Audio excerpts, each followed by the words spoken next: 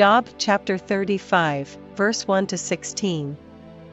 Elihu spake moreover, and said, Thinkest thou this to be right, that thou saidst, My righteousness is more than God's?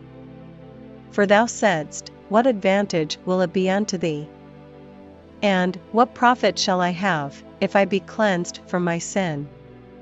I will answer thee, and thy companions with thee.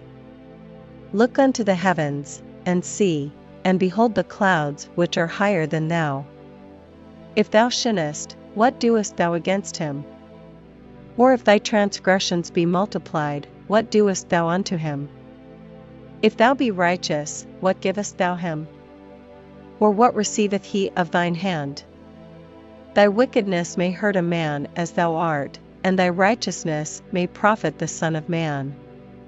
By reason of the multitude of oppressions they make the oppressed to cry, they cry out by reason of the arm of the mighty. But none saith, Where is God my Maker, who giveth songs in the night? Who teacheth us more than the beasts of the earth, and mocketh us wiser than the fowls of heaven? There they cry, but none giveth answer, because of the pride of evil men. Surely God will not hear vanity, neither will the Almighty regard it. Although thou sayest thou shalt not see him, yet judgment is before him, therefore trust thou in him. But now, because it is not so, he hath visited in his anger, yet he knoweth it not in great extremity.